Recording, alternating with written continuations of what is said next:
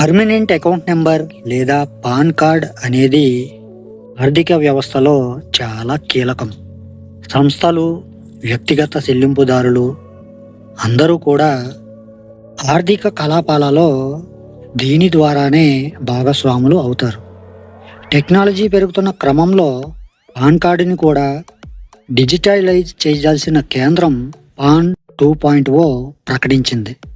అలాగే ఇది ఇంకా సేపు అని చెబుతుంది. మరి ఆ విశేషాలు ఏమిటో ఈరోజు మనం ఈ వీడియో ద్వారా తెలుసుకుందాం. మరి ఎంతకన్నా ముందు మీలో ఎవరైనా మన ఛానల్ని మొదటిసారి చూస్తున్నట్లయితే ఇటువంటి ఇన్ఫర్మేటివ్ వీడియోస్ కోసం మన ఛానల్ని సబ్స్క్రైబ్ చేసుకోండి. అలాగే ఈ టాపిక్ అనేది మీకు నచ్చితే లైక్ చేయండి, అలాగే షేర్ చేయండి. ఓకే ఫ్రెండ్స్, నా పేరు Jayaramakrishna. Welcome to our channel RK facts and technological.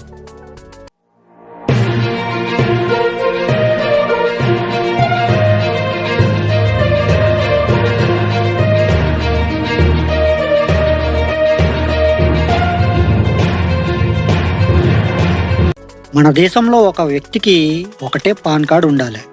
అలా కాకుండా ఒక వ్యక్తికి ఒకటి కంటే ఎక్కువ పాన్ కార్డులు ఉన్నట్లయితే అది చట్టరీత్యా నేరం.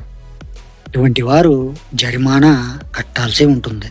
మోసపూరిత కార్యకలాపాలకు పాల్పడే వ్యక్తులు ఒకటి కంటే ఎక్కువగా పాన్ కార్డులని తీసుకుంటారు. తప్పుడు వివరాలతో ఫేక్ పాన్ కార్డులు పొందడం నేరం.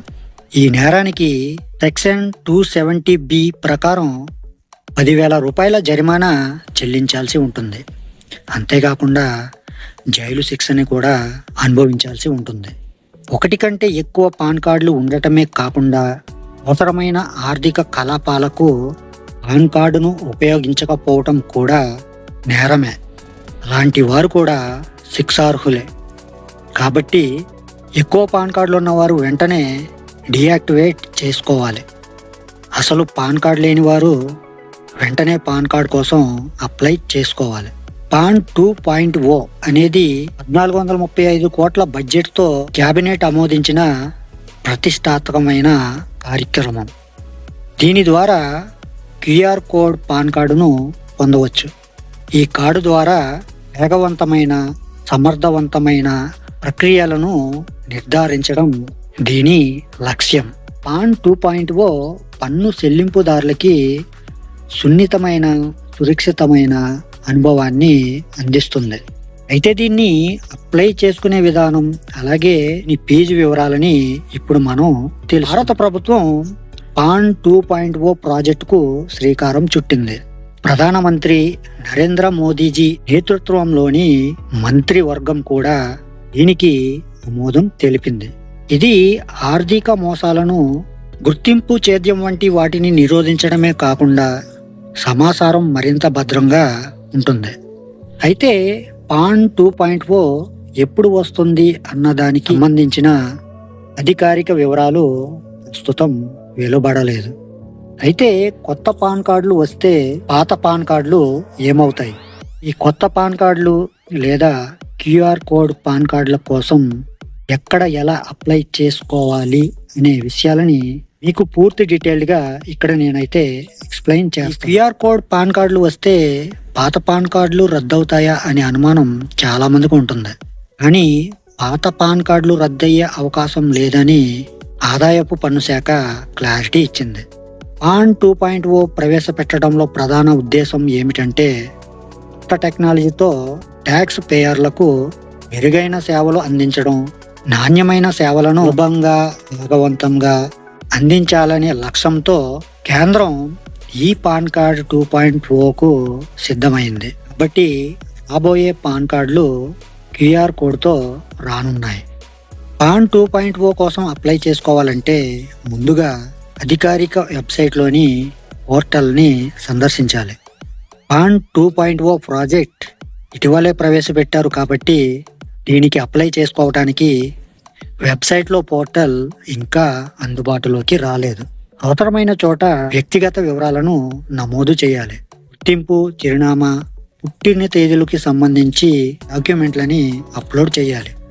అవసరం అయినవి నమోదు చేసిన తర్వాత అప్లికేషన్ని సబ్మిట్ చేయాలి. వీటికి అవసరమయ్యే డాక్యుమెంట్స్ ఏమిటంటే ఐడెంటిటీ ప్రూఫ్ కోసం Aadhaar card, voter card, passport, లేదా డ్రైవింగ్ లైసెన్స్. అడ్రస్ ప్రూఫ్ కోసం యుటిలిటీ బిల్స్, బ్యాంక్ స్టేట్మెంట్ లేదా రెంటల్ అగ్రిమెంట్. అలాగే డేట్ ఆఫ్ బర్త్ ప్రూఫ్ కోసం బర్త్ సర్టిఫికేట్, టీసీ లేదా పాస్పోర్ట్. పాన్ 2.0 కోసం అప్లై చేయాలంటే ఎటువంటి డబ్బు చెల్లించాల్సిన అవసరం లేదు. ఎందుకంటే పాన్ కార్డ్ అనేది రిజిస్టర్ మెయిల్ కు వస్తుంది. అయితే క్యూఆర్ కోడ్తో వచ్చే ఫిజికల్ కార్డు కావాలంటే 50 రూపాయలు చెల్లించాల్సి ఉంటుంది. క్యూఆర్ కోడ్ కలిగిన పాన్ కార్డును భారతదేశంలో ఎక్కడికైనా డెలివరీ చేసుకోవాలంటే ఈ 50 రూపాయలనే చెల్లించాలి. అంతర్జాతీయ డెలివరీలకు ఫీజులు వేరేగా ఉంటాయి కాబట్టి దీనికి అదనంగా చెల్లించే అవకాశం ఉంటుంది. కొత్త పాన్ 2.0 సమాచారం ఆదాయపు పన్ను శాఖ వెబ్సైట్లో లభ్యమవుతుంది. ఒకవేళ కొత్త పాన్ కార్డు తీసుకోవాలంటే ప్రోటీన్ గతంలో ఎన్ఎస్డిఎల్, యూటీఐఐటిసిఎల్ వెబ్సైట్లను సందర్శించాలి. ఈ రెండే అధికృత వెబ్సైట్లు. ఆదాయపు పన్ను విభాగం ఫోన్లు, సంక్షిప్త సందేశాలు, ఈమెయిల్స్ ద్వారా ఎలాంటి వ్యక్తిగత సమాచారాన్ని కోరదు. ఒకవేళ ఇలాంటి ఫోన్లు వస్తే ఇవి ఖచ్చితంగా మోసపూరితమే అని గుర్తుంచుకోండి. ఎట్టి పరిస్థితుల్లోనూ వారికి మీ వ్యక్తిగత సమాచారాన్ని ఇవ్వకండి. అలాగే ఎలాంటి చెల్లింపులు కూడా చెయ్యకండి. ఎవరైనా మోసపోయామని గుర్తిస్తే వెంటనే 1930కి ఫిర్యాదు చేయండి. ఓకే ఫ్రెండ్స్, మరి నేను మీకు ఈరోజు చెప్పాలనుకున్న టాపిక్ అయితే ఇది. ఈ టాపిక్ అనేది మీలో ఎంతమందికి యూజ్ఫుల్గా అనిపించిందో వాళ్ళ కింద కామెంట్ సెక్షన్లో కామెంట్ అయితే చేసేయండి. అలాగే ఈ టాపిక్ అనేది మీకు నచ్చితే లైక్ చేయండి. అలాగే మీ ఫ్రెండ్స్ అండ్ ఫ్యామిలీ మెంబర్కి షేర్ చేసి ఇటువంటి మరిన్ని ఇన్ఫర్మేటివ్ వీడియోస్ కోసం మన ఛానల్ని సబ్స్క్రైబ్ చేసుకుని పక్కన ఉన్న బెల్ ఐకాన్ని క్లిక్ చేసి ఆల్ అనే ఆప్షన్ యాక్టివేట్లో పెట్టుకుంటే నా నుంచి వచ్చే ప్రతి వీడియో కూడా మీ వరకు చేరిపోతుంది. ఓకే ఫ్రెండ్స్, మరొక మంచి టాపిక్తో మళ్ళీ కలుసుకుందాం. Love you to all. Thank you for watching. జై హింద్.